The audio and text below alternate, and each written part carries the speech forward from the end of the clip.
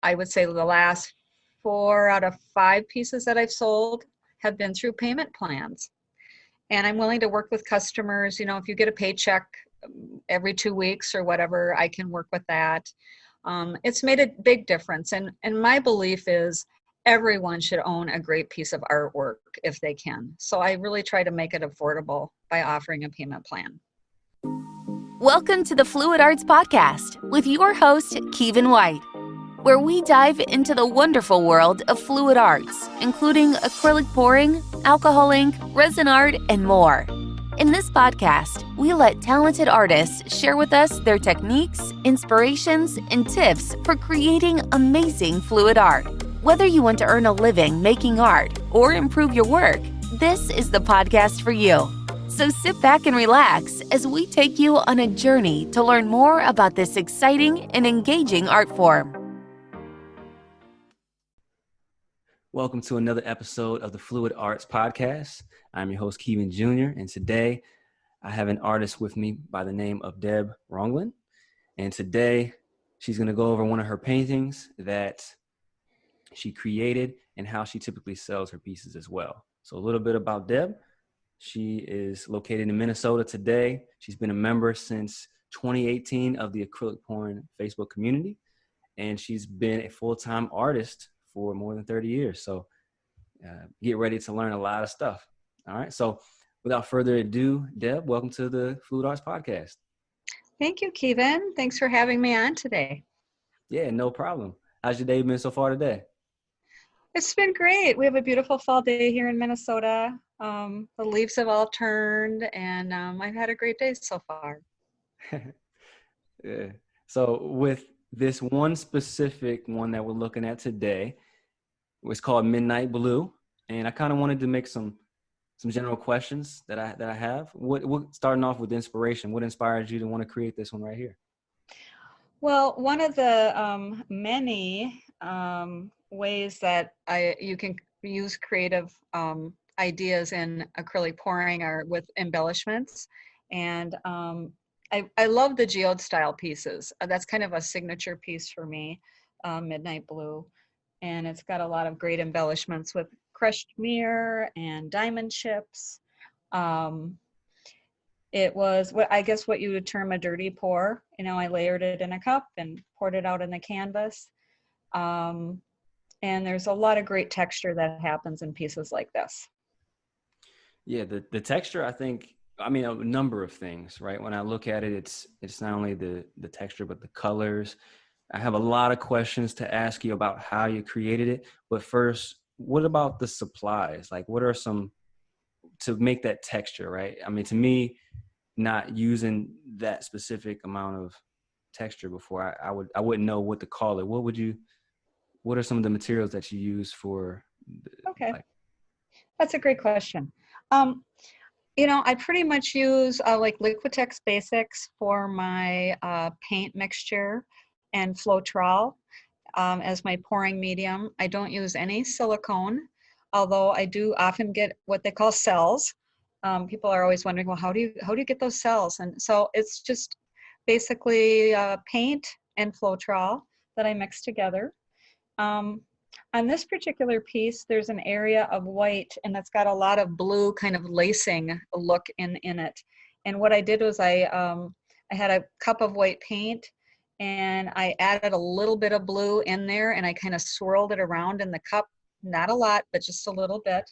And then when I poured it out, it made that lacing effect in there. So I think that's a really pretty effect, adds some contrast. And then I pretty much did the rest of it with kind of that same style, just pouring out of a cup.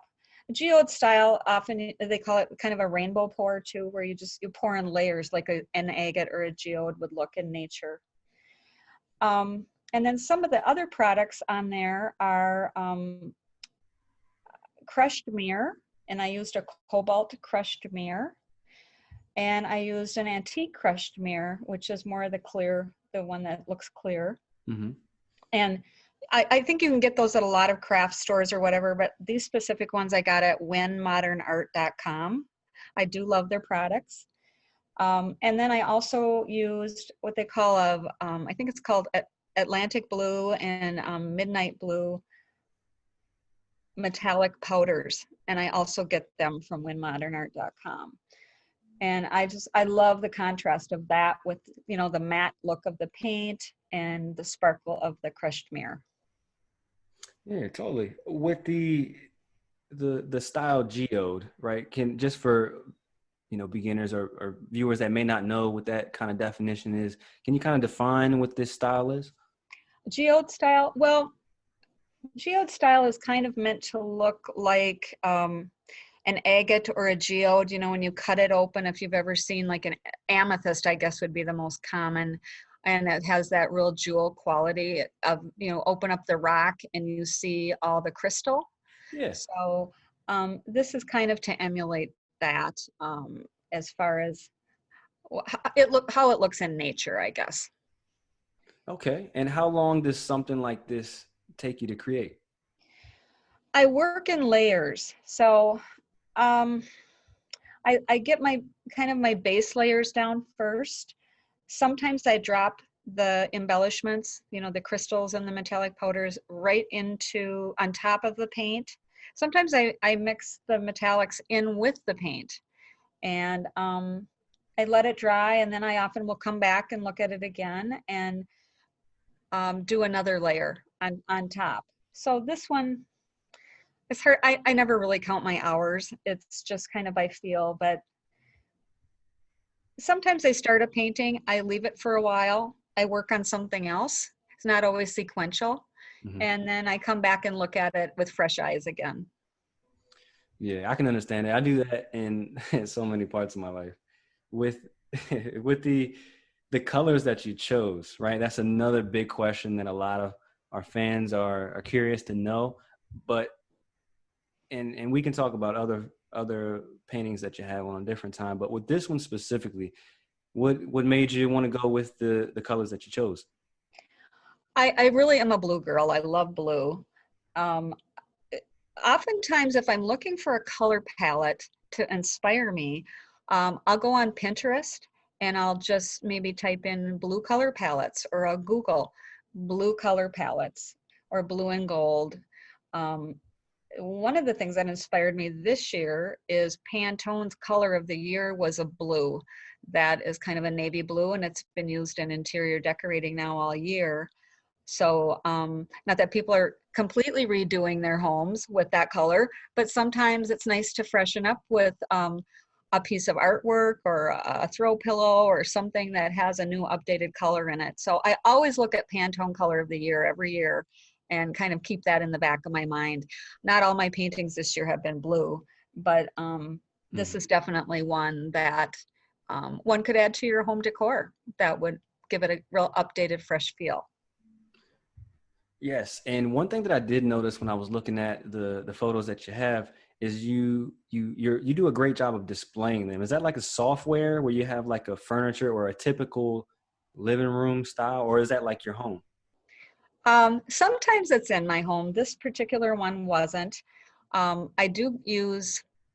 use a lot of the rooms on, it's called 123 RF, R as in Robert, F as in Frank.com. They have a lot of fabulous rooms. They're fairly inexpensive.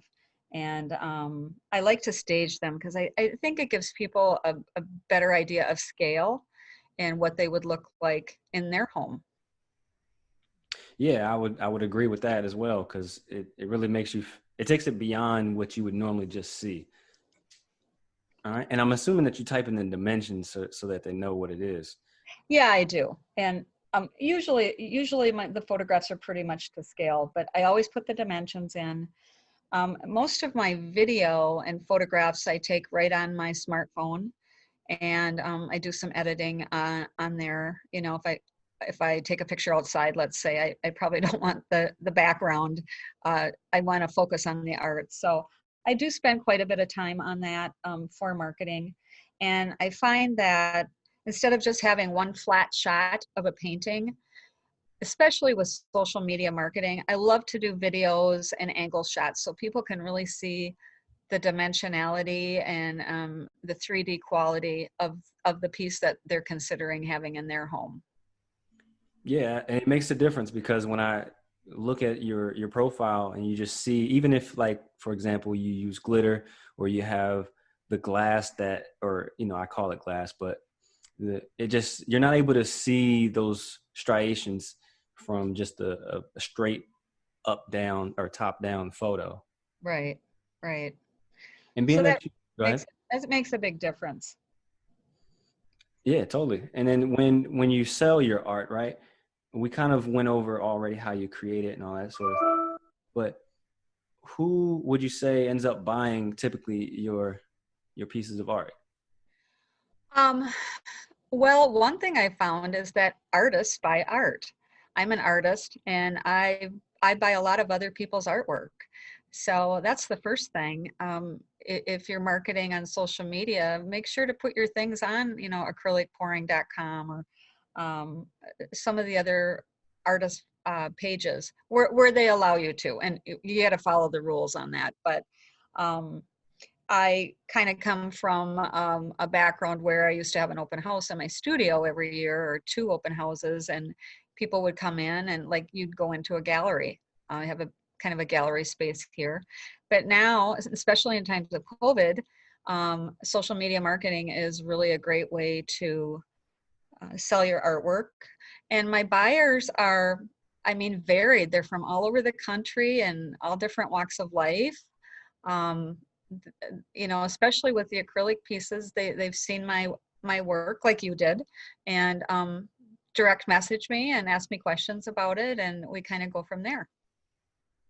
Yes, yes. And I want to touch back on that open house. We'll get back to the more of the marketing and promotion side in a second, but how was that? You said, how long did you do the open house? I did two a year for probably the last 28, 30 years. And I here in Minnesota, we've got some major art fairs and things like that too. I've never had a booth, but it's been by word of mouth. And I worked in watercolor for a long time. I still do.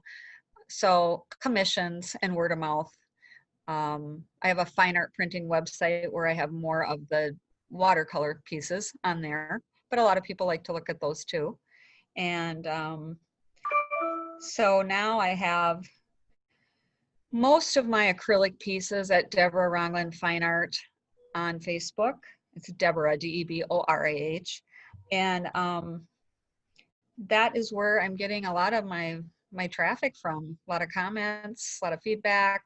It's been really great. I love my followers. And I think the thing that is, that came to me, I lived through the 9/11 thing 19, 20 years ago as an artist.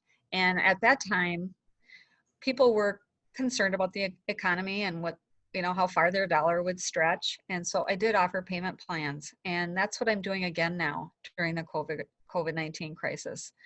I would say the last 4 out of 5 pieces that I've sold have been through payment plans. And I'm willing to work with customers. If you get a paycheck every 2 weeks or whatever, I can work with that. It's made a big difference. And my belief is everyone should own a great piece of artwork if they can. So I really try to make it affordable by offering a payment plan. Absolutely. Yeah, we're big believers in payment plans as well. And is that something that, where'd you get that idea? Was it something that you just kind of thought about, hey, or Well, yeah, I mean, I was quite thoughtful about that. It's like, how can I help people decorate their homes and get a new piece of art? And, maybe they've lost their job or they don't want to dip into their savings at this time. And I just remember growing up and they had layaway, if anybody remembers that. Mhm. You give a down payment at the store and then you'd make payments when you could. And when it was all paid for, then you own that product or that piece. And so that's basically how it works. It's pretty straightforward. Yes. And especially if it's something that you really want like this. I Yeah. don't know. It's just something when I look at it, it's, I really love your painting. And I was excited to talk to you today just because there's so many things that you do different, especially like, I'm sure all the things you're doing that relate to like the the presentation part of the product is it seems intentional, right? Like you had already mentioned the angles, Yeah. the lighting and stuff like that. But I guess my last question would be kind of like, what advice would you give to listeners who have created their art, they're really proud of it, but they want to, start selling more, or, that sort of thing? You touched on social media a little bit, but anything you want to talk about as far as like advice that you learned over the years? Um, wow.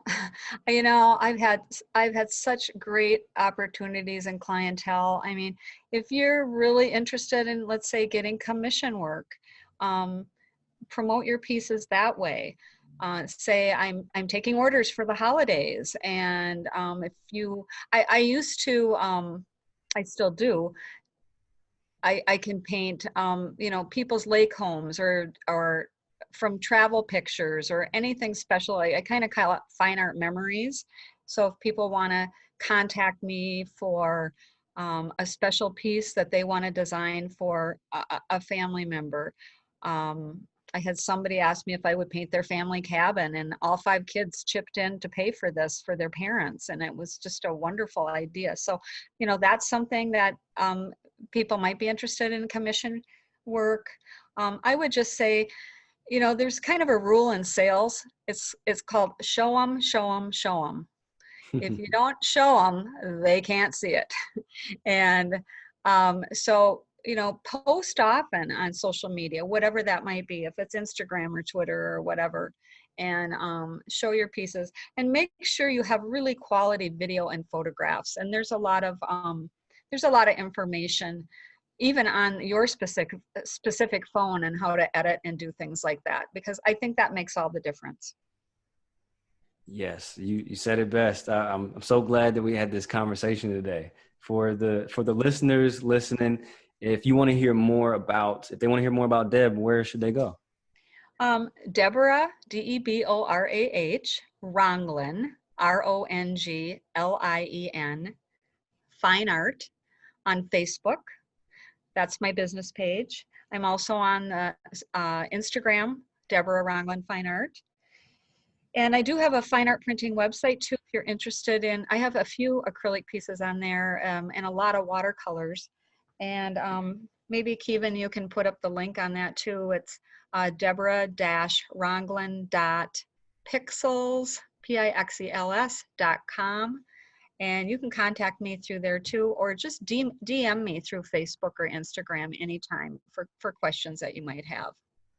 Absolutely. Yes. For listeners, I will make sure that I put that in there. So in case you're busy at the moment, but yeah, wonderful podcast here, Deb. For the viewers, as always, if you enjoy listening to this episode, then comment below.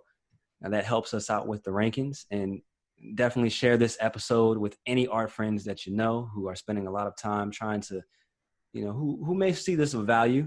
And with that being said, thank you for listening to this week's episode. And we have a Facebook group as well. So definitely join that. We have more than 98,000 members and creators just like yourself. And, that's exactly what she said, that the rule of sales is show, or they got to see it. What was it one more time? Well, show them. Show them. So yeah, if you want to show them all the stuff that you're creating, definitely check out that Facebook community. And, that's how you just might end up on another one of these episodes. So thank you, Deb, for joining here on the Fluid Arts podcast. And I appreciate you stopping by. Well, thank you so much, Kevin. Happy painting, everybody. See you. If you enjoyed today's episode, then please like and share with your community. And please let us know if you have any suggestions for artists you'd like to hear on our show.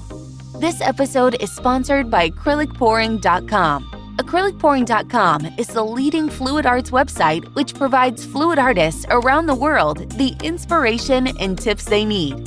If you are new to fluid arts and want to get started now, then go to acrylicpouring.com to learn the 5 fundamentals of making beautiful acrylic pours for free. Also, join their Facebook community, where every day artists just like you are sharing their newest creations that just might end up on another one of these episodes.